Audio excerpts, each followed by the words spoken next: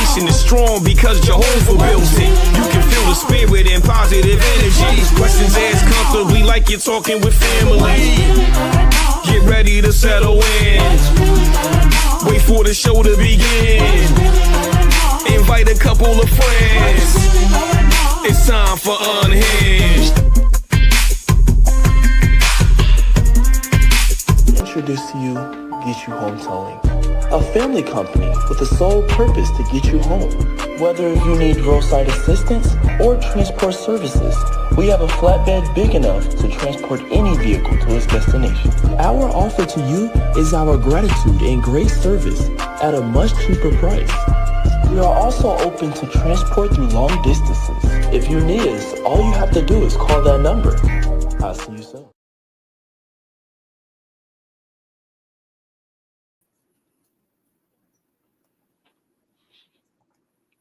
Hey y'all, how y'all doing? Y'all all right? I mean, what's really going on? Thank you so much for tuning in. You've tuned into Unhinged Live. I'm your host, Nikita Tilted Halo Hansford, and I'm sitting alongside my good girlfriend, Karen Sims Harrell of Twisted Threads LLC. I'm sure you've seen the advertisement out here in these internet streets broadcasting this week's conversation. And listen, y'all get ready because we have what I can truly describe as a phenomenal woman sitting in with us on tonight. Now, before we get into the show rundown, I want to go ahead and say, hey, welcome, and thank you so much for joining us. To each and every one of our replay viewers, we appreciate your support. So listen, if you enjoy what's happening here on the platform, go ahead and tell somebody about the conversations on Unhinged Live. You know, the heartbeat of the platform is community over here, and we are really doing our best to make sure the testimonies are broadcasted very loud. So let's get into tonight's rundown. Of course, I'm going to give that weekly superfan shout out. We'll have our conversation with our guest on this evening. We'll shake our shoulders a little bit with tonight's musical break. And I kind of figured we would bring back an old segment, an oldie but goodie. I was today years old, and then we'll get into it. That roundtable discussion. What's really going on? So I got to take it back to the top. I got to ask you, Karen, it looked like we first spring, almost winter. Almost. How was your day? My day was well. I'm just gonna blame the sunshine on me, since I celebrated my official birthday this weekend. So we've been celebrating all month long, but that the sun got to shine just a little bit brighter for me. I believe it. It was just for me, for my birthday. We're going to keep it going because I may or may not, my shirt say out of office. So I've been out of office for a couple of days. I like it. I need to do it more. So the sunshine is outside because I'm out there. That's why the flower comes here every day, so that we can welcome springtime all the time. And so I think Mother Nature got the message. We vibing together. So we just going to keep rocking till the wheels fall off. And thankfully that sunshine helps me with my solar powered self. So I'm almost fully charged. Come on, solar powered. Okay. I see you, melanin blessed. Go ahead and power up in that sunshine. But to me, I'm in agreement with you about this here weather. It seems like Mother Nature took the advice and heard the cries of the people and took her medication, because she's been a little bipolar. I think so. We don't know if we get in tornadoes. We don't know if we get in snice. I call it snice when it's snowing and icing at the same time. Yes. Listen, she's trying to get her life together, but don't let this weather fool you. Don't let this weather fool you. This is the weather where many of us find ourselves in the random emergency room situation, the urgent care, because we forget how to properly drape ourselves in the pre-spring. What is this? We need to come up with a name for this season, Karen. I mean, I just like the pre-spring. Like we almost sprung. Pre-spring? So I Okay. feel like we don't have to overcomplicate it. It is literally pre-spring. This is when we get the preview of spring in I think another 10 days. So it might be 9 or 10 days when spring actually officially shows up on our calendar. So this is the pre-spring. Yeah, I ain't gonna try hard. All right. Well, You come up with something else before it's over. Yeah, I guess it's safe for me to wear my little Sheen jacket. It won't be disrespected in this piece of weather. That's true. Well, you got to be careful. I Anyway, know. let me move this show along. Let me move the show along because I see we got a little light outside, and we got to make sure we let our guests in the room, okay? Yes. Because we got to keep up our stellar reputation of hospitality over here. So Love can I get that drum roll, please, Karen, for this week's Superfan yes. shout-out? As we get all the way here we go. Oh wait, somebody might be outside already while we trying to press the drum roll. All right. Thank you so much, DJ Cash. Check it out, y'all. Lean in close. I gotta go ahead and give a huge shout out to a young lady who's been a part of my life for quite some time. I've had the opportunity to watch her grow up in the ranks of being a high school cheerleader, a fabulous dancer on the sidelines. I witnessed her go off to experience her college career, watched her graduate, and then I watched her experience life. And let me tell you something. I had the opportunity to spend some time with her and her family a few years ago, and we had one of them heart-to-heart conversations. I got to go ahead and say her name. Her name is Princess. I call her Princess because, I'm the auntie. Shanice Broom. I got to give a shout out to my baby girl, Shanice Broom. Thank you. Go ahead and clap it up for this young woman. Yes. This young woman has truly stepped into her own and is an entire vibe. We got to witness some of Shanice's choreography this past weekend at the fashion show fundraiser from Broadway to the Runway that was given by Seth and Company. And let me tell you, Shanice and how she worked with that group of exceptional young adults. This event is held as a fundraiser for the disabled community here in the Lehigh Valley. And to watch her go through the choreography with these special young adults, it absolutely warmed my heart. And the night of the show, let me just say, sister showed up and she showed out with her beautiful self. So I want to go ahead and say, I love you, Shanice. I'm very, very, very proud of the work you're doing with the partner that you took the time to introduce me to this past weekend. I am excited about where your feet are going to carry you. Keep dancing, dear one. Keep dancing. No matter how the music of life changes, you better keep you a 1-2 step because it fosters your creativity. Yes. So thank you so much for trusting the love I have for you. And I adore the love you have for me. Shout out to you, Shanice Broom. So love it. Now before we move on, I gotta tell you, because Shanice is one of ours. One of the ones that the whole family claims. Can I say it that way? Oh, yeah. Those who know us know that my family is a little bit picky about who they let tag on as family. But Shanice was also one of the former recipients of the Linda Perry Sims Scholarship. That's right. And so we've been with her from high school, went to a couple of those gymnastic and cheerleading events. And literally, you love people when you sit there in the crowd and you're like, why are we here again? Oh, yeah, to let these kids yell and scream. And we're going to clap for them while they're yelling and screaming. So to see the beautiful young woman that she is and the passion that she shares with the community, it just warms our heart. So shout out. We love you, Shanice, the whole entire Broom family. But the light that, Shanice, you are shining, it is just such a wonderful thing to see. We've got so much hope for our next generation, and we get to put our auntie hat on tilted when we watch and see the beautiful work that she's doing. Beautiful. Oh yeah.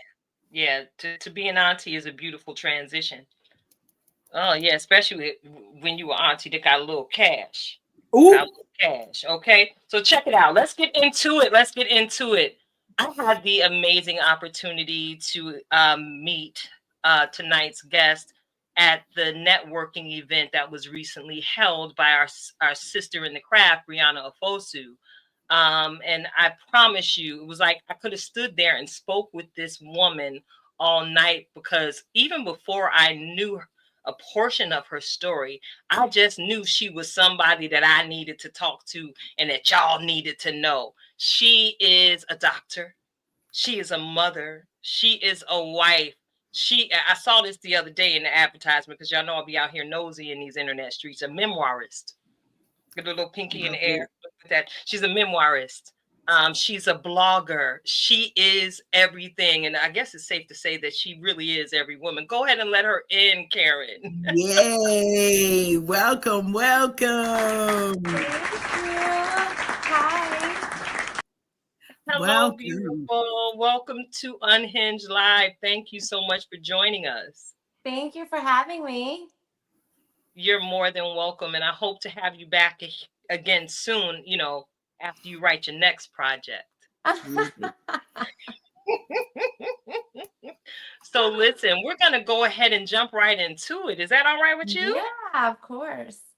All right. I always start the conversation out with asking you a little bit about yourself. Would you mind sharing? I've already shared your mom, your wife, a bit of the work you do in the community. Can you share with us a little bit about yourself? Sure. So, like all of those things, I'm a wife, I'm a physician, I'm an anesthesiologist, and I'm an ICU doctor. I am a wife to a geriatrician, and then we have 5 amazing, magnificent little ones, 5 under 5. And I am a memoirist. I released my book about 2 years ago.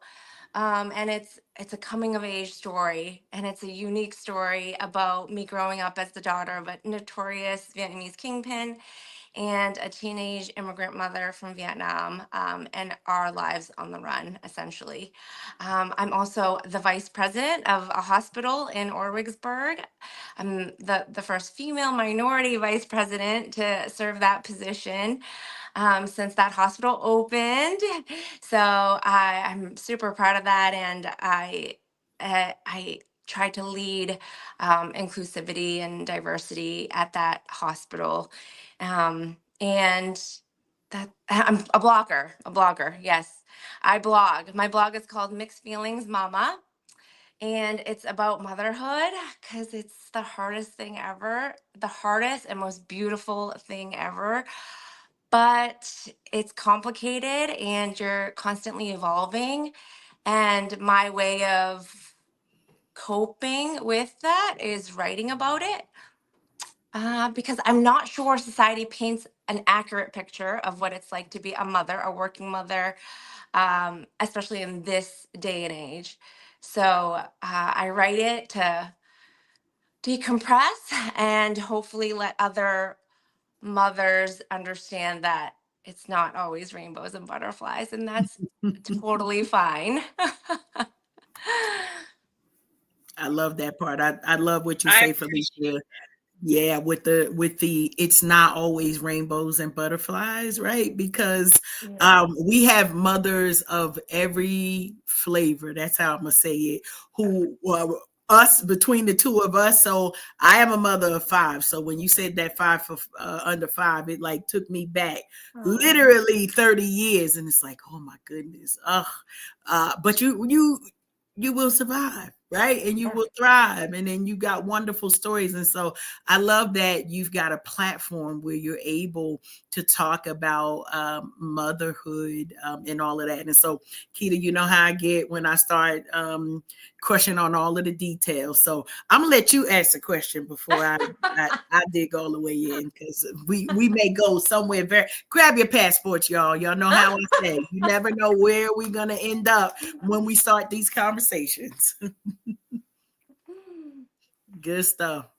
Well, I'm gonna jump in, Felicia, and just ask. So, like, you in 90 seconds or less literally told us how you are running the entire world, right? And so your world of all of the titles, all of the things. How do you manage the balance between professional and wife and motherhood? So professional and family. How do you manage that? Well, I want to start off with saying that I don't think I have balance. In order to do all of these things as a woman, it's not balance. It's juggling. And Love it. sometimes, when I'm a really good doctor, I'm not maybe not the best mom that week. And when I'm a really good mom, I might be not answering an email until like 5 days later. But that's okay. Like, that's not balance, but it's okay. And how I do it is I've become okay with that. We're just human. And I've also am not afraid to ask for help. Back in the day, there was a village and there was aunties and grandmas and friends. They all lived in the same neighborhood and they could help you and they cooked with you and they were your companion. And it's not like that anymore. Like, my sister lives in Virginia, my mom lives in New Hampshire. My in-laws live in Boston, and it's not like that anymore. So my village now is my nanny, my husband, my babysitter, DoorDash when I can't cook, when I can't, it's Instacart when I can't get to the grocery store. And that's my village. And I'm totally okay with it because that's how I've accommodated to, this day and trying to be all the things for everybody and have a little bit of mental health We are amidst here all of for that. it. We are here And for don't be ashamed of it. If you can hire a cleaning service, do it. You want to spend that time. If you are blessed enough to be able to do that, what I say is, like, I don't want to spend my time cleaning every 2 weeks. Like, I'd rather spend that time taking my kids out or being present. Because there's so many times where I'm like, no, just I can't play with you right now. I gotta finish the dishes. But, like, who cares about the dishes? Like, go play with their kids, because in a blink of an eye, they're not gonna want to play with you anymore. is a fact. Love it. So that's how I do it. Listen, I've let go of the idea of balance, and I am not afraid to ask for lots of help. Beautiful. you are just so refreshing right now. As I was listening to you speak, it's like you help lift this 500-pound weight off of my shoulders. And I had the thought that we as women, we're expected to be so dainty and well put together and so perfect. I know personally, and I really, before we hopped on tonight, there was a thread out and they were in the sink. And I have no problem leaving dishes in my sink, because for me, it's a situation where I give myself grace and I don't let anybody judge me for it. No one knows the schedule that I keep. No one knows the life that I live. The dishes are okay in the sink. And guess what? They'll get washed. Yeah. But, like you said, I don't wear down. As long as I can, whenever I can, preferably somewhere on the beach and in the sunshine. That's my favorite way to decompress. So we did mention the blog, and I took time to read a few of your writings there, and one that really, really resonated with me, your husband. Yeah. And I appreciated your writing style and acknowledging how you were feeling when you were writing it. So I guess my question to you would be, as we're speaking of balance in our village, what does I can imagine your husband does play a major part in your village. But is there anything that he does particularly that stands out to make sure you stay in contact with who Felicia is? Oh my goodness. This could be its own podcast episode. He's done so much to keep me Felicia. Like it's like he's done more for me than I've probably even done for myself. Sometimes it feels like even the book itself, it was like how am I supposed to write a book? Like it's not glamorous. It's hard work to write a book, to finish, and it's a memoir, so I didn't want anybody else to write one word of it. Like every edit, I wanted to do all of it. And he essentially took I had a baby, our third baby. He took our baby, he took our 2-year old and our 1-year old, and he booked me an Airbnb for 3 weeks. And he says, I will take care of the kids. I took 1 month of paternity leave. I'll take care of the kids. You go write. Like you go write, you let it all out. Is it your therapy? Like you do it, you finish that passion project.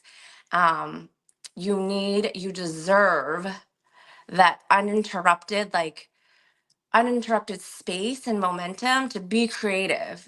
As a mom, you're constantly being interrupted. Like I can't even go to the bathroom or take a shower.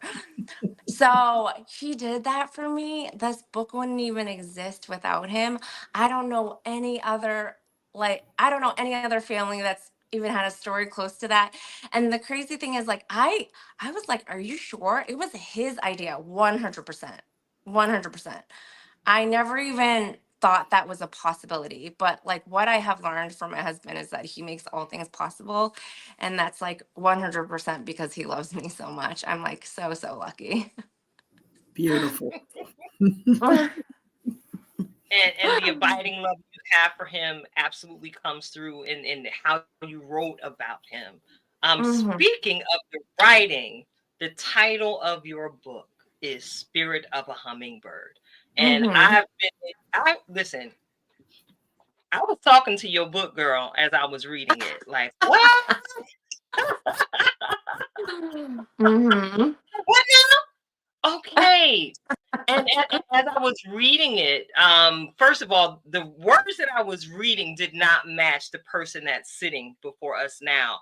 So that speaks a whole lot about you, and the work of self that you've done over the years. And you did Yeah. speak about that some in your book.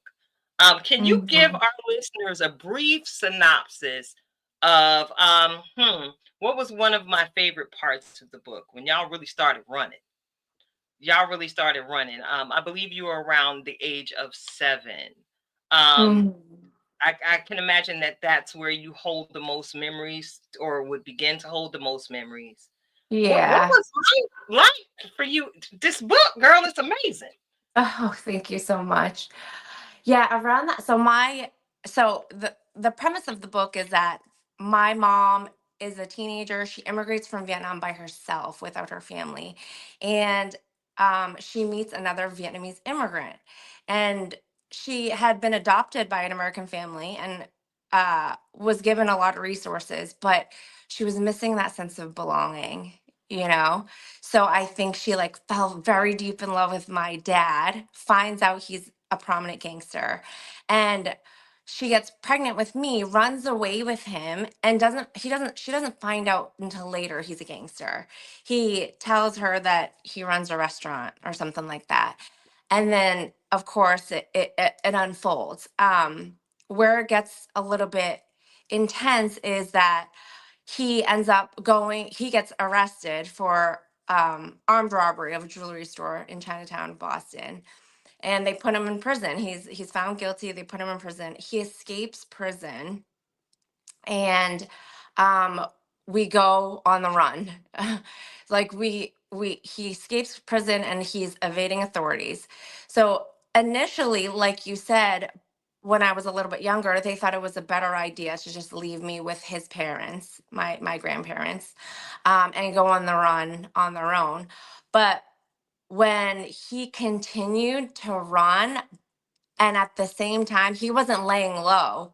He was building a gangster who's building organized crime and expanding, and his power was growing.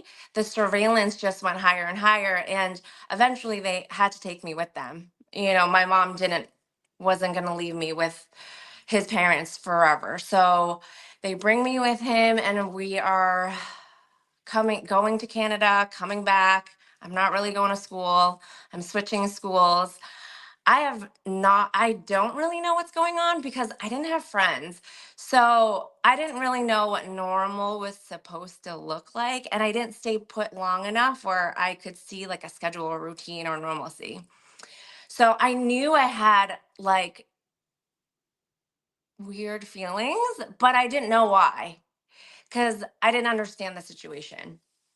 So that is a lot of where, that my childhood trauma was during that age. I think because there's such a disconnect, like you with a childhood perspective and mentality, like you can't understand, but you go through the feelings, but you don't understand the situation.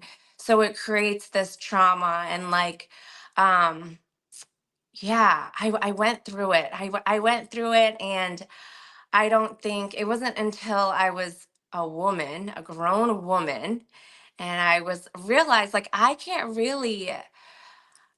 be myself because I don't know. I didn't understand what was going on in my past. And I spent a lot of time trying to not remember. I avoided it because I was afraid that I was going to be hurtful and painful. So I intentionally tried to forget about it. But then when became older and I was in a good place and I was stable and I was finally like I trusted that I was going to be okay. I was like, okay, now I'm ready to go back and dive deeper and understand and peel back the layers. So I could like be myself essentially because I wasn't living in my own truth.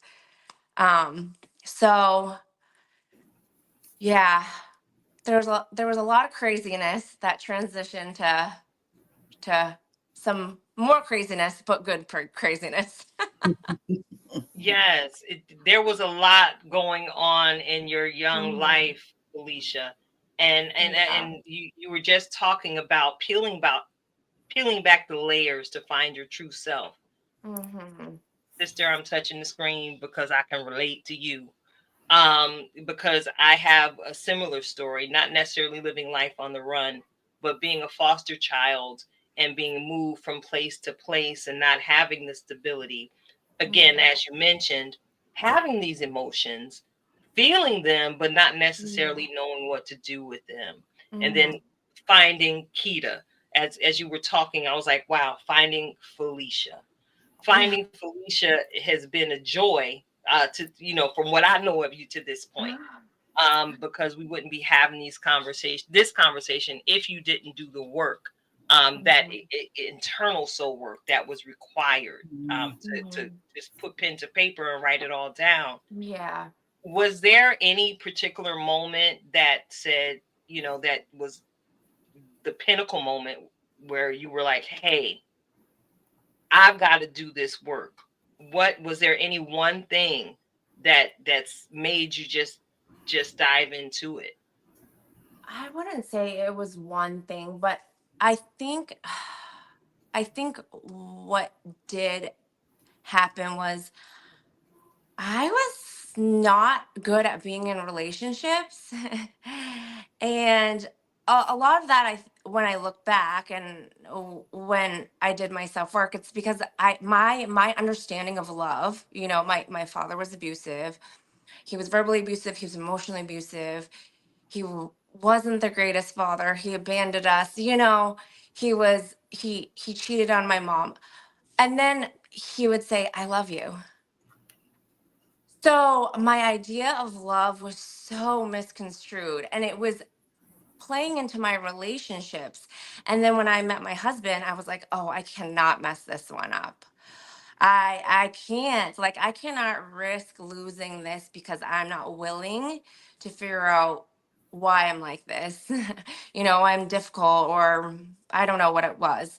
So I think I started to be okay with it. And then when he was okay with it and he was so supportive of it, was when I fully accepted that, I have to do this, and I have to do it for not just myself, but like everyone that I have a relationship with, and have a healthy relationship, a healthy marriage, and be a decent mother. Break that pattern.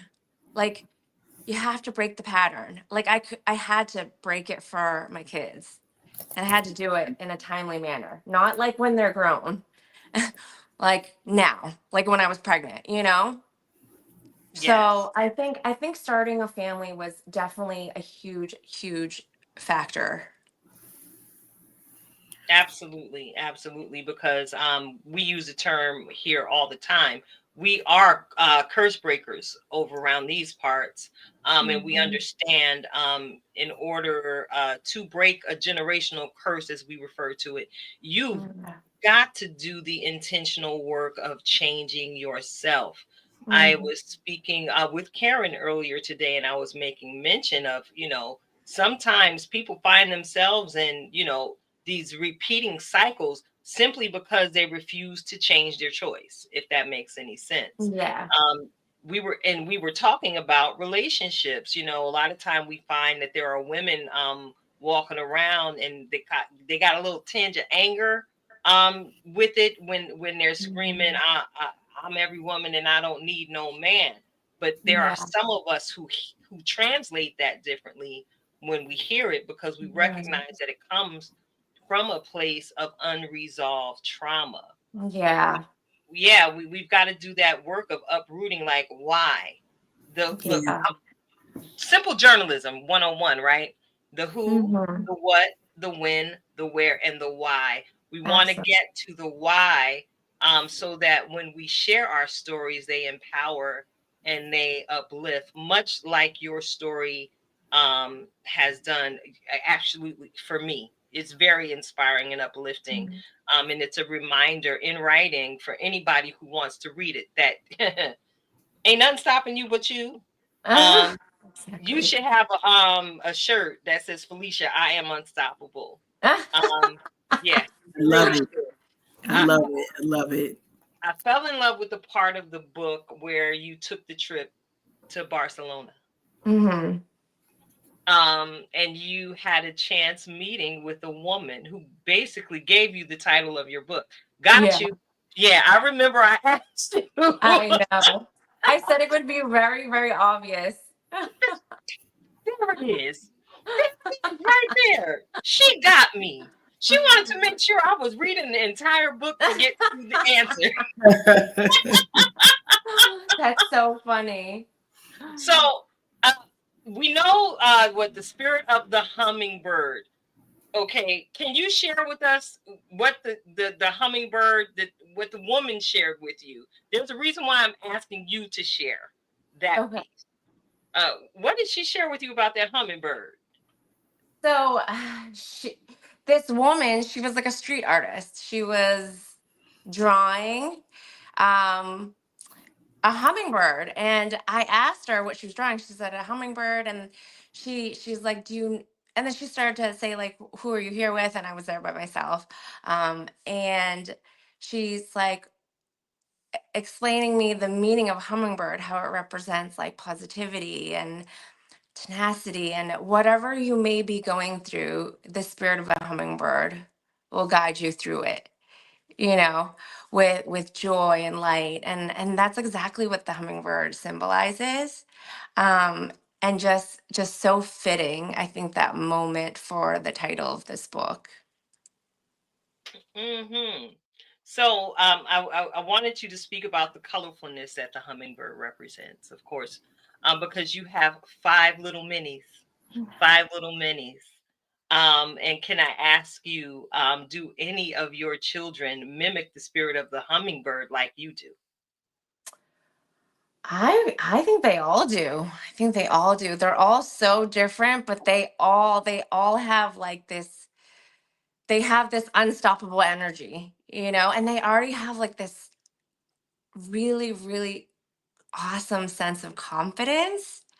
Uh which is amazing. And they're, I mean, all kids are kind of like this, but like they're so curious, and they they know what they want. And like my the girl that I had when I wrote this book, like she doesn't take no for an answer.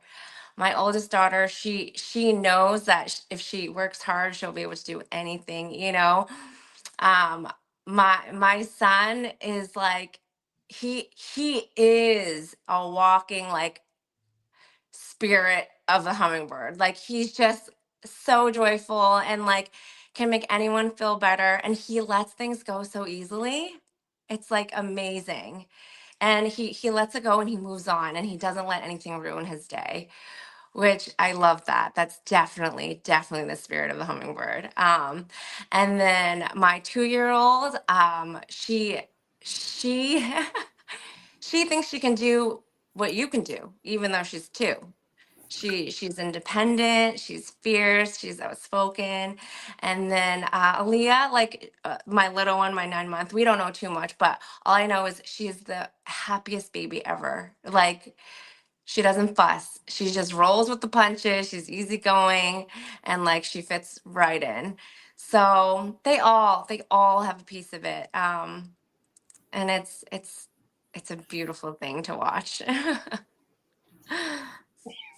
I'd love it. I love it. Now, Felicia, I gotta ask, you sharing your story, and how it connects to your family. What is your hope for readers of your story and of the book? Yeah. So my hope is that it inspires. And my hope is that everyone has a story. Every single person has a story, and everyone struggles. Like no one had a perfect upbringing, and all your struggles are unique, and how they affect you is unique. And it doesn't undermine, like my story shouldn't undermine anybody else's. My story should like prompt you to reflect on what you've been through, and encourage people to truly be relentless in your pursuit of happiness, because you only have this one life. Like don't let the past define who you are now, and don't use it as an excuse. Like you use the present and just keep moving forward. Like it is, the human spirit is so strong. I almost like feel like we don't give it enough credit, but like Mm. we all need to tap into that, because it's there. It's human, right? It's the human experience. Tap into it, understand it. Don't be afraid of it anymore. Take over the narrative, and don't let like the generational trauma and the issues you had have power over you. Like you need to take it over. You take the power over, take the narrative, and turn it into like a story of triumph. And that's everybody. That's not just me. It's everyone. I love it. I got all the feels, all of the goosebumps, all of the things, and I have started reading the book, and so now I know more of like I'm excited to even dig Oh, in some more to your story, and just to see the strength that we see before us today.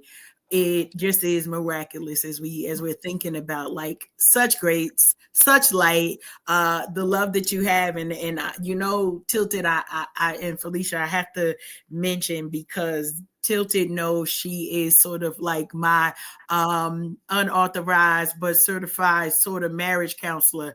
And so when you were talking about I don't want to mess this up, so we're like what, a year and a half in to marriage, and it's one of those things that as I walk through it, sort of having that time to sit with myself, right? Because I tell my husband often, nope, it's me, I'm the problem. It is me, I'm the problem. But to have the time to reflect, right, on Mhm. what are the things that I know I need to address for myself. And so hearing you talk about the journey of even being ready, not just for marriage, but also releasing this story and the power that it will show and the resource it'll be to your children. Like it just, I'm Mhm. sitting over here like, I'm quiet, but I'm in my moment, Tilted. You already know. I'm like, yes, all of the things, the encouragement, because such a gift that you are giving your children. And you know, we got to shout out because our comment streets are popping, Tilted. So I'm gonna go over to our comments just to ask the question. We got Rhonda tonight. We love you, sis. Thanks for joining us. And she asks, do you find yourself tapping into your culture when raising your children? That's a great question. So I think a lot of people I think know maybe that when I'm a first generation Vietnamese. So, but when my mom immigrated here, like especially was during that very tenuous time at the end of the war, it was she tried to acclimate us to Western culture. So, I don't speak Vietnamese. I did speak Cantonese, like which is a dialect of Chinese, but I don't anymore.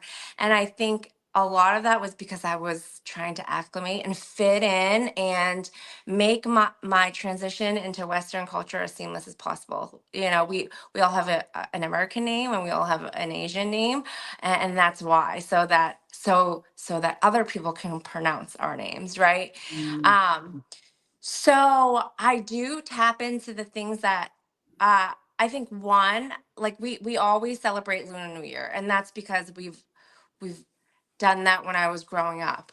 And to say that I would teach my kids Vietnamese is like so I would love it, but I can't do it, and that's okay because my kids are mixed and everyone, I think families now, like you create your own culture, right? We create our own traditions. And like we pick and choose what we want, and I try to show them a little bit just to expose them to it because that's part of them, and it's so beautiful, right? And it actually gives me an opportunity to learn about my own culture too. So like even the books, and like I take that opportunity to also try to learn about my own stuff. And I want to travel. We travel a lot, and it'll be important for me to take them to Vietnam. um, so yeah, it's like we do incorporate culture, we create our own culture, and that's okay. Like for so long, I was so ashamed about not being able to speak Vietnamese, you know? And but it's like this is America. Like you can speak and not speak whatever you want, and it's fine. And you yes. can look any certain way and not speak anything that you look like, and that's just how it is. And that's amazing. It's like you literally cannot judge any book by its cover. And like my husband and I now have this amazing opportunity to just create our own culture too, and tap into the beautiful things that we like and we find fun and we want to share, but we don't have to do all of it. Beautiful. Thank you for that. Thanks, Rhonda, for that question and beautiful answer. Thank you. Beautiful. Thanks, Rhonda. Just beautiful, just beautiful. I'm looking at the clock and I really do not want this conversation to end because it's to quote the great Lionel Richie and the Commodores, it's easy like Sunday morning, Mhm. just flowing like water. But of course, we do have a little bit of Mhm. ground to carry.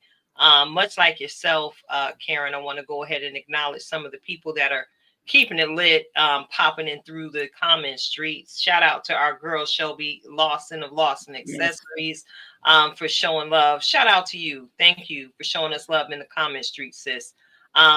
We got our brother Bliv Mash out here sharing the podcast over there on his networking street. So salute to you, brother.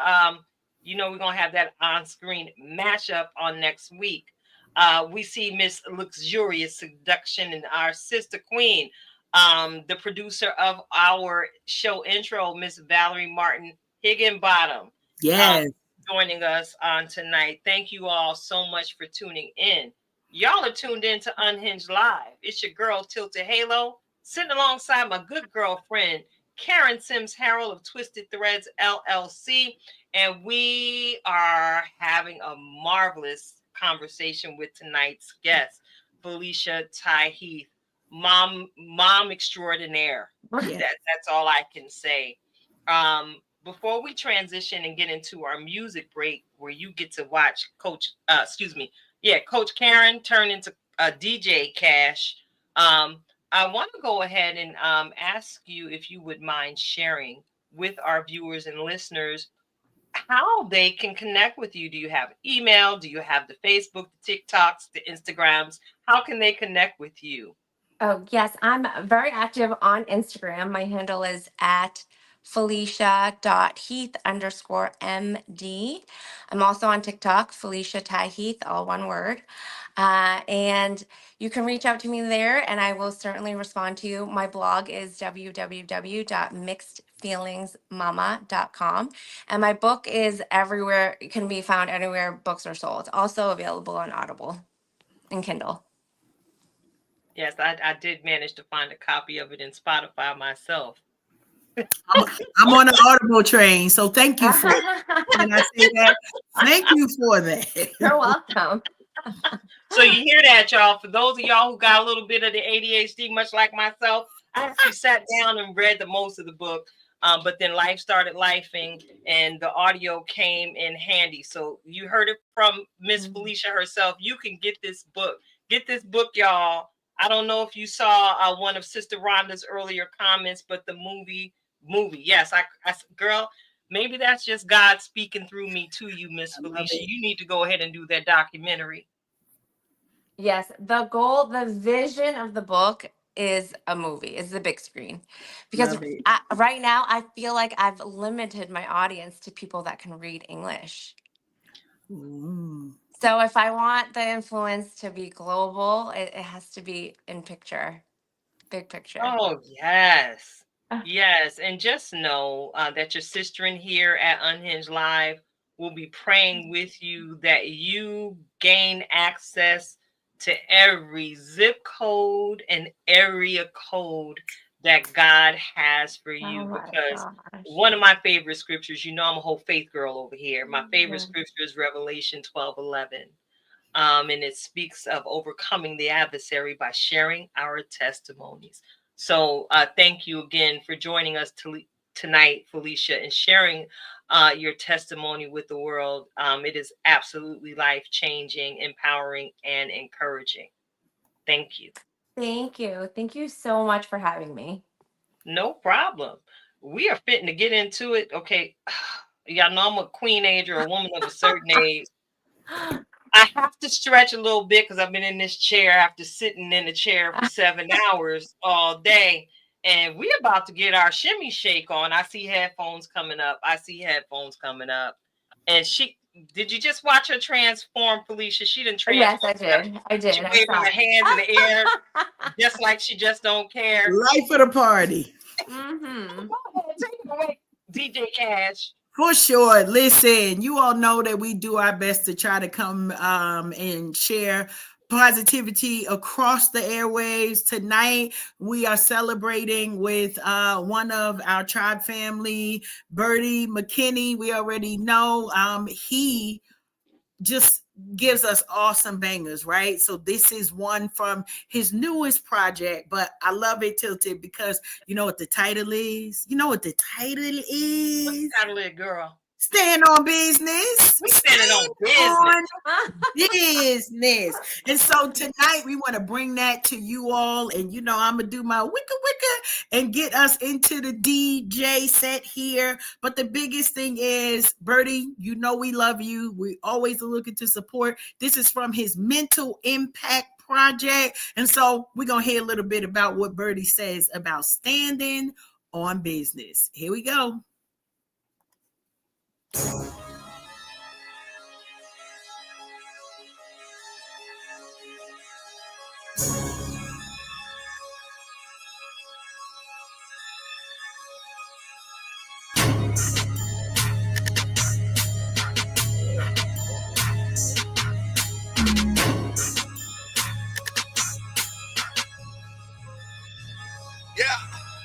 Whoa, Walking like I talk it, gotta get it how I live it. Eternal salvation, yeah, boy, I'm with it. Not afraid of death.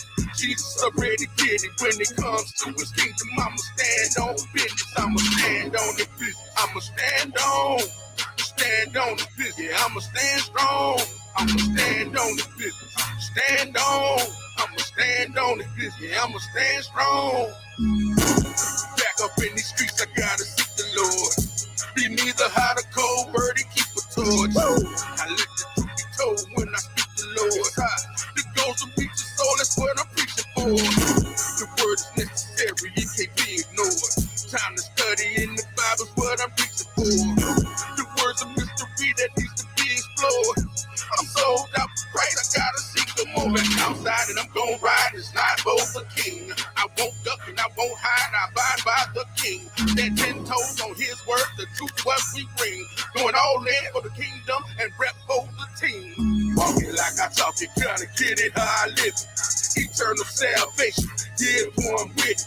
Not afraid of death. Jesus already did it. When it comes to his kingdom, I'ma stand on business. I'ma stand on it business. I'ma stand on the business. Yeah, I'ma stand strong.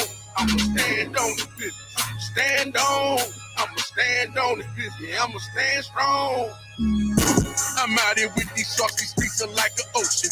But I'm covered by the blood, causing commotion. Blood, wade in the water, you can see me floating. Backstroking in the spirit, straight Holy Ghost. Many doors are broken, God can get them open. Strapped with the word, yeah, I'm Bible token. Talk about the Father and I lure him in. Hook, line, and sinker, I'm a fisherman. Sink or swim, watch me float them off the boat. Let's go until the end, bringing hope with every note. The enemy is in the scope, I want to smoke. All or nothing for my guy, we go for broke. Walking like I talk it, gotta get it how I live it. Eternal salvation, yeah, boy, I'm with it. Not afraid of death. Jesus already did it. When it comes to his kingdom, I'ma stand on business. I'ma stand on it business. I'ma stand on the business. Yeah, I'ma stand strong. I'ma stand on the business. Stand on. I'ma stand on the business. Yeah, I'ma stand strong. Walking like I talk it, gotta get it how I live it. Eternal salvation, yeah, boy, I'm with it. Not afraid of death. Jesus already did it. When it comes to his kingdom, I'ma stand on business. I'ma stand on it business. I'ma stand on it business. Yeah, I'ma stand strong. I'ma stand on it business. I'ma stand on it business. Yeah, I'ma stand strong. Hey, that part. That part. Is you busy standing on business, Karen? I am standing on business. Standing on business. I love it. Yeah, I'm gonna stand on. Now is right. So check it out. Girl, I got to bring back this here segment. I was today years old, Karen. Now, why are you looking at me in that tone of voice? You know, I always got to come up with something. Now, you know. I know. That's why I'm drinking my water and staying hydrated, because I'm not sure where we about to go. Make sure you stay in my biz, because that's, you know, that we on live tonight, okay? I was today years old, you know, because I have the most curious thoughts sometimes, and sometimes I do follow the rabbit hole and just be in it. Now, you heard me make mention of Mother Nature seemingly have, you know, taken her medication and trying to get things balanced out. Have some good sunshiny, warm weather coming upon us soon. And it brought me to the thought of global warming and some of the contributors to global warming. And girl, I know you saw I had wrote down the oysters, right? I'm waiting. Girl, I was today years old when I found out that oysters are flatulent.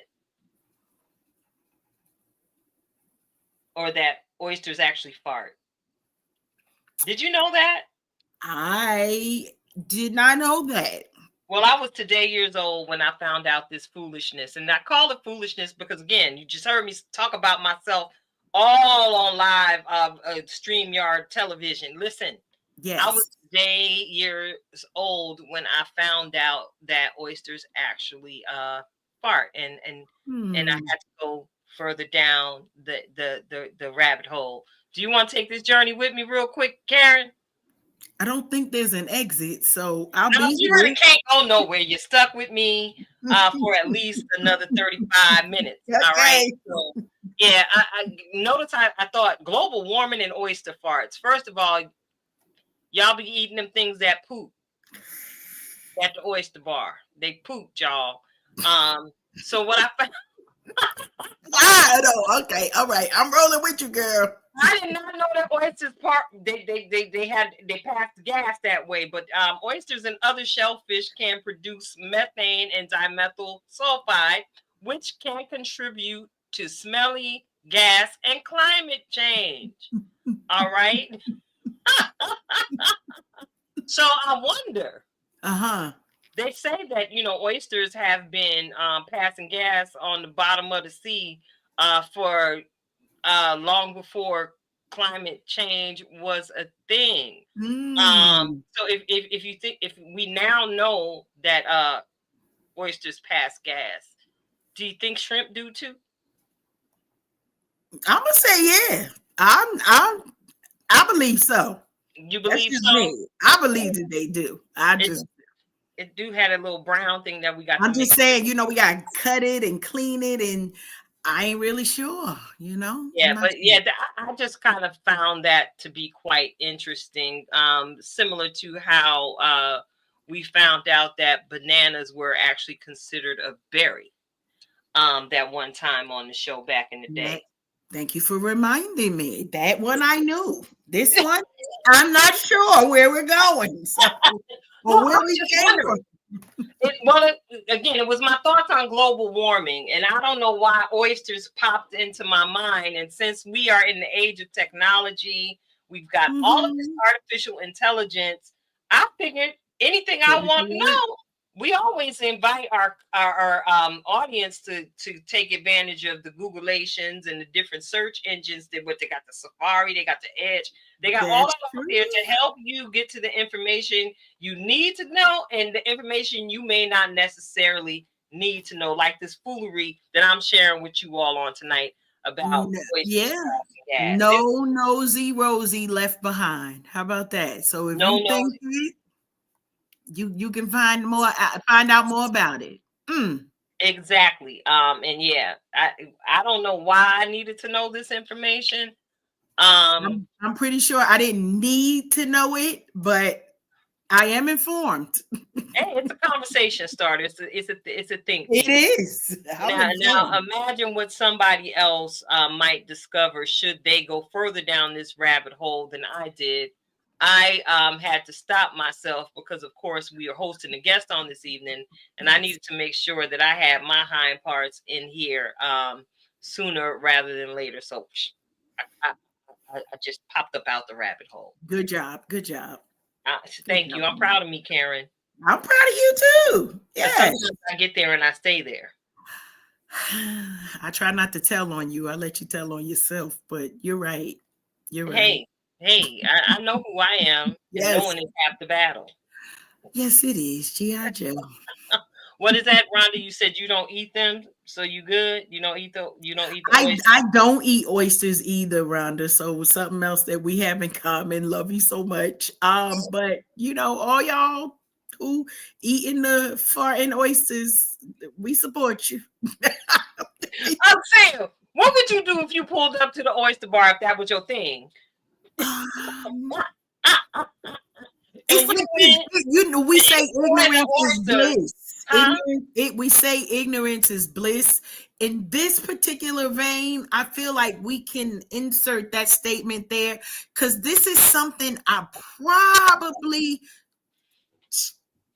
to order them if I know this. But then we do know other stuff about other animals and people still, consume. So I didn't know. We got the farting oysters. So we got the farting oysters, girl. I didn't know, Rhonda.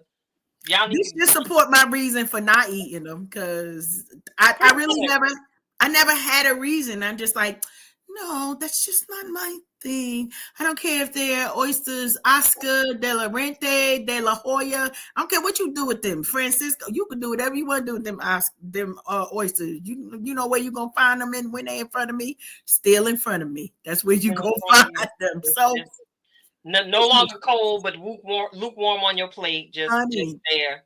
I will share. Okay, listen. Well, I can tell you, I too am part of the tribe of I don't eat the oysters.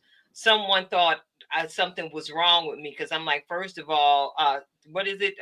Salmonella, food poisonings of all different kind, bacteria. I don't know if them things is clean. How do you clean the inside of an oyster? That part. Did you want that? Is that finger? Is that that part finger? Yeah. Yeah, because listen, I done posted what Rhonda said. All I want from an oyster is the pearls, okay? That's it. I will go ahead and do what you need to do. So what? Now we got to research, Rhonda. What exactly is the pearl? Is the pearl a poop or a tumor? You see what tilted start? We ain't come here for this, but here we are trying to figure out what exactly. Man, you know I don't normally do this, but I feel like that. It's been a while since you've done that, and I'm so grateful that I've sent you down to the Googleations what the pearl is made of since we in this oyster conversation. Rhonda said that the pearl is the poop. Well, I think she, Rhonda, she be co-signing with me. Rhonda, we gonna fact check ourselves. Something that other people need to do. We not like them, okay? Everybody else singing, they not like us. We not like them. We gonna fact check, see where these things is. Yeah, well, we might be right. We'll get back to y'all by next week because we got conflicting details on exactly what is a pearl. So I thought it was a collection of different sand and things like that in the mouth. So it is. Oh, but do that mean it's the crust from my eyes, right? Or is it the saliva when we get good sleep? I'm trying to figure out what's the analogy to the oyster. Like, is the pearl the start of that crust that we all wipe off our eye, and should we keep it there? You see what happened when I spent too much time with Tilty? These are the questions y'all get from me.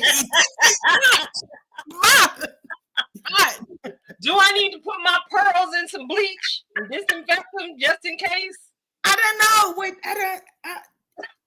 Yay! This why y'all gotta come back next week, because by next week, the cat's out the bag. You gonna see the announcements, but we officially have to bring the tribe back so that we can study the history of the perla. The perla. What is this? Yeah. That's a story about life, Rhonda. That's the whole beauty from ashes, right? Like, it makes sense. It makes sense. For real. This wasn't my fault. I would just like to give the disclaimer. I did not come here to talk about no oysters. They poop or they fart, but here we are trying to figure out how we gonna cultivate some pearls by next week. All right, I'm putting my phone away. Y'all know I try to stay professional, and we're usually on here. Like, what is the conversation of the day? We had such an amazing and refreshing time with Felicia, right? Here we go. And now we gonna do our studies on pearls. That's all we're gonna do. Okay. We're gonna study pearls. And just one more hint of information about the oyster flatulence. And see, we try to use our words, flatulence. If you look it up, y'all, look it up if you don't know. Again, it was relative to climate change, and this is something that says that a study published in the Scientific Reports Journal shows that clams, mussels, oysters produce 1/10 of methane and nitrous oxide. That contributes to global warming. Oh. So, yeah, hold on. Mussels and oysters produce 1/10 of methane and nitrous oxide gases in the Baltic Sea as a result of digestion. Therefore, researchers have warned that shellfish may play an important but overlooked role in regulating greenhouse gas production. So, yeah, they're a gift. They're a gift. They sound like more than a curse to me, but it's just, They are a gift. They yeah, are. I'm saying they a gift. You get pearls from them, even if we don't know if it's pearl, oyster slobber or oyster eye boogies that we wearing. We don't know. We don't know. We don't know. Yeah, but I'm sure that the tribe will bring it, and Rhonda is on it, and she's asking me to leave the oysters alone. I'm not gonna leave the oysters alone, Rhonda. I might actually make my way to your office tomorrow and talk more about the oysters. Maybe for Well, breakfast. she did give us a moment to talk about a little bit more about the diamonds. So there we go. So you never know with the oysters. There might be a very lovely story. Let me see. They are a gift to clean the bottom of the ocean. Them and SpongeBob SquarePants. There we go. All right. All right. All They right. did a good job. That's whoop, there it is. So I'm looking at the time. I'm looking at the time, and we got time to get into it. Y'all drink your water. Stay hydrated out there because we normally sometimes we're not sure. Here we go. Hydrated. We're getting ready to get into that conversation. We got to make our own music. Ready? 1, 2, 3, 4. What's really going on? What's really going on? What's really going on? What's really going on? What's really going on? On, What's really going on? on and on and on and on and on. Halos is kind of tilted. Conversations with halos is kind of tilted. I like that part. Yeah. Conversations with halos is kind of tilted, much like the conversation we're having on tonight. I know I had to tilt it a little bit. It's been a while since we brought some of these fun topical conversations to the platform. Don't worry, I've been in my bag, Karen. I've been in my bag. And Right back. speaking of being in our bag, we try and pay loose attention to what's going on in the world. Yes. And last time that I checked, eggs is still $10 for 12 Ooh. at the grocery store. I got to start a little trouble. I got to poke the bear a little bit. I got to poke the bear a little bit. Yeah. And we have a looming. Well, actually, we just at the beginning of a tariff war. Are we though? Because I feel like we playing double dutch with the tariffs. Like We jumping in. I'm not mad. Go ahead, give me a little bit more time. I'm just saying, but it's an accurate description, though. I like that double dutch with the tariffs because 1 minute is this, 1 minute it's that. Yes. And with the tariffs and really trying, the administration is making the effort to make America great again. And notice my mind was on global warming today, right? Mm-hmm. And I noticed that one of the particular tariffs is against lumber, Canada and the lumber. Yeah. And that it has been stated publicly that we don't need the lumber from Canada because we have the lumber here on this good old U.S. soil. But the national parks won't let us cut it down. Can we talk about the importance of land preservation in this day and age and what it really does and how it truly does affect our quality of life? Yeah. I got to bring that up because, I remember years ago, I was taking a ride on one of these 2-lane highways with LJ, and she was watching the trees and she saw the fog, the mist rising from the trees. Right. And she asked me what it was about. And for that ride, we had a whole conversation about what the mist was and photosynthesis. Nice. Okay. Smarty pants. Yeah, and how the leaves on the tree actually act as an agent for us earthlings, us Yes. mammals, and all of the inhabitants of the earth who enjoy breathing clean air. Now, while I understand, yeah, we got some huge, gorgeous trees just out there in the wilderness that some of us may never have the ability to lay our eyes on. But I kind of feel, well, shoot, I know that them trees is out there with all them green leaves being preserved for a reason. Mm-hmm. Not only to help keep our air clean, as much as possible with all the pollutants we tend to put into the air. But these historic land preserves, right? Yes. They're preserving the land for a reason. And we often make reference to a lot of these revelatory movies we've seen in the past. Now we know what happened when you get to fracking in Yosemite. What happens when you get to fracking in Yosemite? Yeah, we can have a problem. Mm-hmm. I would tend to think that the geologists and the forestry officials that sat in the boardroom and made the decision to say, please don't cut these trees, they gave a strong reasoning supporting statement as to why. Not only a supporting statement, they came with statistics, they came with numbers, they came with math. And maybe it's just me because I enjoy driving through, my little small town life, and I get to see the leaves on the trees swing in the wind, when there's just the right amount of breeze. I get to go outside, especially down this time of year, and go and need allergy medication because of the pollen from being in bloom. That is not a complaint. I enjoy being able to say, hey, it's too much pollen. I need to go get one of these heel pills to make sure I survive from day to day.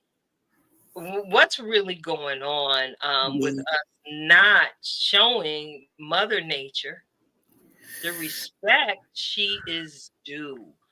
What's really going on, Karen? So we got a couple of things, right? Y'all go ahead and start messing with Yogi Berra and them here. We not ready. Stop it. Okay. We got to think about that. It used to be a cartoon, but we learned stuff, right? Smokey and the Bear. We learned stuff from them. It was a reason why they be like, only you can prevent forest fires. Yogi, he coming to get the snacks. He don't care how high you put him. He got a shenanigan. Y'all think this is a joke, but it's a real thing. Here's one of the challenges for me, Tilted, is that as we see so much talk about eliminating waste and what people might think will be helpful for us, right? What seems good may not be good for us. So we need the scientists. We need the research. That some of this research is getting unfunded, defunding the researchers in the name of saving money. But if we get things out of order, lives will not be saved. Like the science is there, right? These sacred grounds keep us safe to at least have some good air to breathe, some place to have that open space where it's just land, you and God, right? And so when we see all of this stuff, global warming has been here before this administration. So it's not like we're blaming any one person, but we gotta be careful about the things that we're saying yes to, because there is a consequence that we could act like we're gonna ignore it, right? It's still, the earth is the earth. Mother Nature does what Mother Nature does. The pollen comes, whether it's rain, snow, sleet, slice, what you call it, snice, whatever, snow and ice coming together, whatever you're calling it, it's still coming. And we have to be careful that there are certain things that happen in the wilderness that we want to keep out there. Okay, we need Bambi and them to stay out there. We need Yogi and his crew to stay there, because when they start showing up for the cookouts, y'all ain't gonna like it. I said, but they ain't gonna like it, Tilted. They don't like that. What you think? Like, is Yogi gonna be No, running to the picnic? no, I don't want Bobcat Bill. I don't want Ricky the raccoon and his whole clique pulling up. I don't know how to survive Yeah. with the wilderness. Y'all know when I go camping, it's more of a glamping situation. I need a Yes, four-wall child. structure with a locking door, that type of deal. I'm not about that tent life. Just never have been. You can get me in an RV, but you can't get me in no tent. Even as a young child going away to sleepaway camp, there was log cabin. Yes, Hand ma'am. in style. Okay, we are not fooling with the moose. Not the moose. The girl, that's what's out there in Yosemite and stuff like I that. believe you. That's why, no. No, just none of that. They may really want to consider it. I mean, not for nothing. How many inches of snow did y'all have? Down in North Kakalaki. How many inches of snow did y'all have? We had about 5-6 inches of snow. And that don't happen. Listen, okay, I've been down here 8 years, sis. You know my number one reason for coming down here, because wasn't no snow. I'm like, I had to go out and buy boots just to prepare for snow. Now, you know what that let me know? The rest of these folks, I don't really always have something nice to say. They wasn't prepared. They wasn't prepared. They was like, well, we gonna have a snow day. We not having no snow day, okay? They shutting everything down. We had a state of emergency for 5 inches of snow. Come on now. What we doing? That is not no major snowstorm. We literally had state of emergency. Listen, 5 inches of snow. That's 5 inches of snow. And listen, it's not supposed to be snowing in North Carolina. It is not. It's really not. But I guess it's safe to say, we really are seeing some of the words of the scriptures just pop up off the pages and be like, hey, girl, didn't know I was coming, did you? But now we're here and we're seeing these things. And, my prayer is not only for myself, but for all of us, that through these early phases of what we're getting ready to walk through together, I just pray that we all have eyes to see and ears to hear the truth of what's really going on. Because like you said, Karen, everything that sounds good for us ain't necessarily good for us.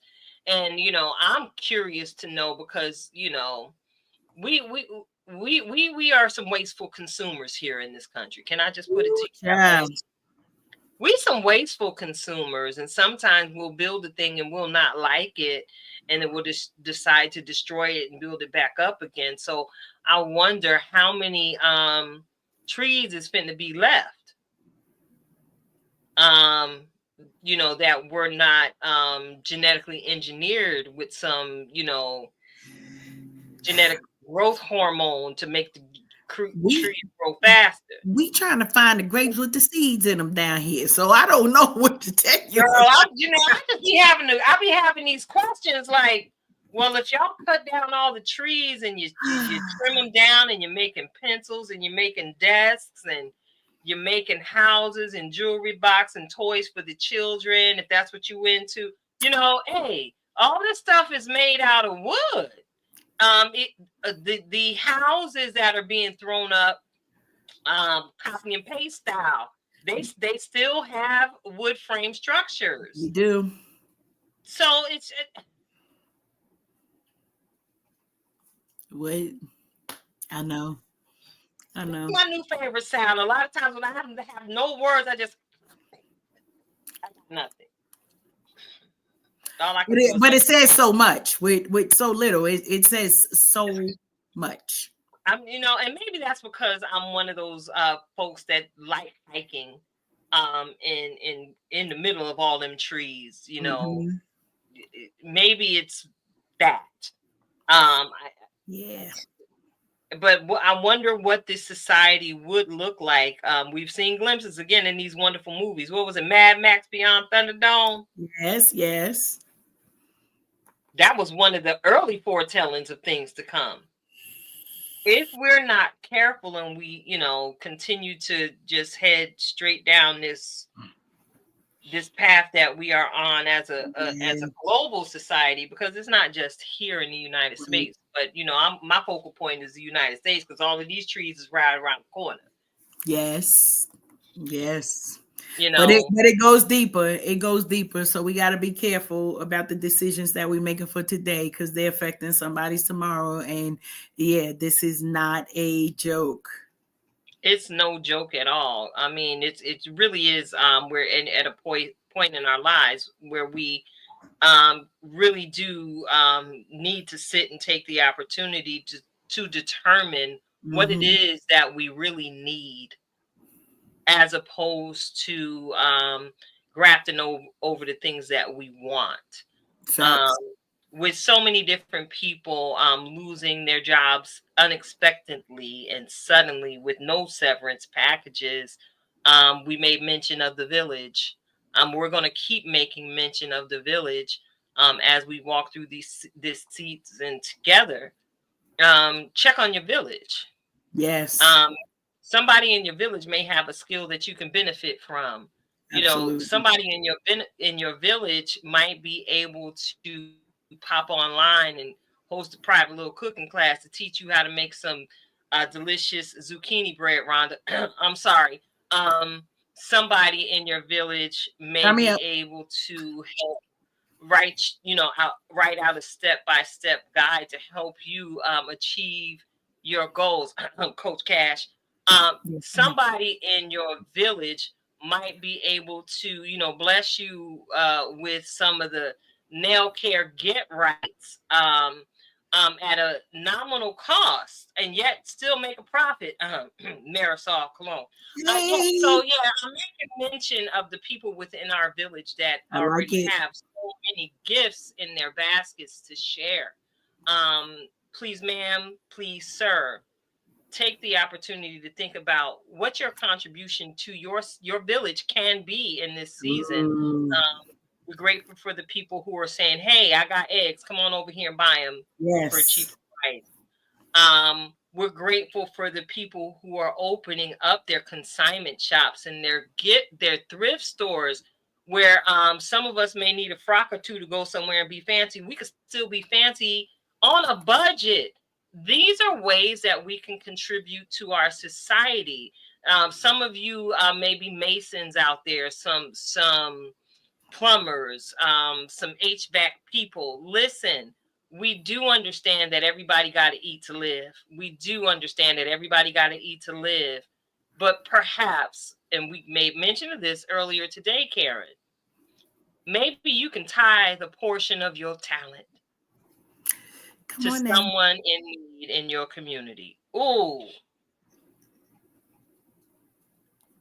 Maybe you are the repair or restoration specialist that can help someone see the vision in repurposing that dresser, as opposed to just throwing away that good wood. Maybe you got a sander and y'all can make a project. And while completing the project, you can make a friend. Ooh. That's good. Just a suggestion. I don't know where these things be coming from, but it's the global warming. It's the global warming that I'm on, because it seems like the hearts need to be involved. Of the people need to be involved in this global warming. Our hearts need to be a little bit more warm towards one another. Yeah, because people is just doing some people things. Yeah. Global hearts warming. That's it. Let's have some global heart warming to combat some of the negativity in the world. And I ain't even get to my Just Be on tonight. I'm feeling very, very, very inspired. That felt very appetizing. Huh? That felt very much like an appetizer. An appetizer. Yeah, a little something, a little shrimp on it, Global hearts warming. That's right. Let's keep our hearts warm. Y'all, it's easy to turn cold, but I promise you want to be warm as opposed to cold any day. So look, You've tuned into Unhinged Live. It's your girl Tilted Halo sitting alongside my good girlfriend Karen Sims Harrell of Twisted Threads LLC. And we are swiftly approaching the end of tonight's broadcast.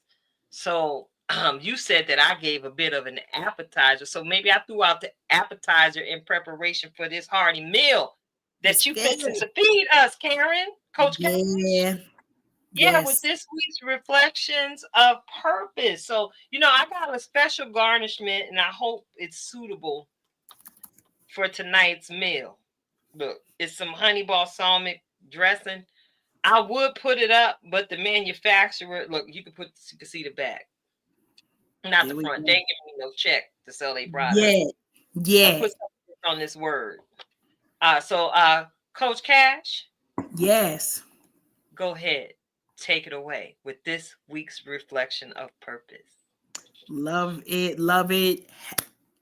Y'all know, as always, I'm coming with the title, and today we talking about premium gas. Now, listen, I'm gonna say it already. My best friend might be better than yours, okay? Because the conversations that we have in our production meetings, we don't even sometimes mean for them to be production, but they always are. Premium gas, y'all. So listen. I have conversation and I share with somebody, a lot of times we treat our life as if we put ourselves on the back burner. And shout out to our tribe family, because we really do are dedicated to self-care, dedicated to mental health, well-being, and just well-being in general, right? But conversation came in that I drive a luxury car, right? And this ain't a boast moment. Because the way these gas prices go, I be like, but why? Why am I driving this car? No, I don't want to go nowhere. So don't point of the matter. Don't ask me to go outside unless you know it's going to be worth my time, because I got to spend gas. But the premium gas costs more. Why? And so I had this conversation with my husband. I was like, he was the one. He said, you got to put premium gas in your car. And you know why? I said, why you tell me to put premium gas? He said, because if you put regular gas, it's going to mess up your system. And I say that, apply that in your own life, because that premium gas, you got to treat yourself with what you're eating, with what you are digesting, what you're ingesting, what you're watching, what you're reading, how you are spending time to encourage yourself, and treat yourself like you are premium. You that premium ride outside. So if you got one of the names, I'm not saying the name because I drive it, but they don't pay me to drive it. The people who know. However, if you treat yourself and you just put the regular in there, you're just going from point A to point B. You may not really care about the experience. But for those of us who put premium gas in our car, premium things in our mind, it's purposeful because we got somewhere to go and we want to enjoy the experience. So tonight I want to remind you, make sure that you are surrounding yourself with the premium gas people, right? The premium gas people don't care how much regular gas is, because the price is the price, and we know it, right? We're going to cry in our little area and be like, I don't even know why this gas that high. But when we go outside with intention. Why? Because regular gas too high. Premium gas is even higher, but you cannot miss the moments of treating yourself like you are top notch. You are top shelf. So for those of y'all who drink, y'all ain't drinking nothing out the bottom shelf. Y'all, what y'all got on the top shelf? Y'all got that Don Julio over there. Okay, never mind. We gonna keep it. Whatever wine you drinking, whatever grape juice you drinking, because we got good grape juice. We got muscadine grape juice down here that we keep in the house, but it is a quality grape juice. It ain't that other one that you buy by the gallon. Okay, I promise you that other good grape juice is the premium stuff. Make sure you putting premium in your mindset. Make sure you putting premium in the food that you eat. Shout out to Rhonda, who is reminding us Meatless Mondays, right? All of March, we doing Meatless Mondays. I think I got like 70% of my day meatless, Rhonda. We're going to work on that last 25%, and then these Mondays going to be meatless. But it's a reminder, to reset and make sure that your system is getting good stuff in it. Why? Because garbage in means garbage out. But when you put good stuff in, oh y'all, look out now. Listen, this is the filet mignon of life, and that's what we're looking for our biblical folks and our faith walkers. Listen, we are reminding exceedingly abundantly above all that we can ask or think. That means premium. That's what that means. It means premium. So just want to remind you this evening as we about to wrap it up, get that premium gas out there, because that's what your life is worth, and your life will not be the same. It'll also be a directive for you. If you feel like you got folks who giving you regular gas, you need to tell them, pull up on me with the premium. Okay, tell them they got to move to the side with the regular. Pull up on me with the premium gas. Tilt it back at you. Yes, get that premium gas. I'm here for it, and I'm grateful to find myself surrounded by premium people like you, Karen. And those of you who are in our viewing and listening audience, y'all are premium. Okay, y'all are cream of the crop. Don't let nobody treat you like you cheese whiz when you really are guacamole. Okay. Okay.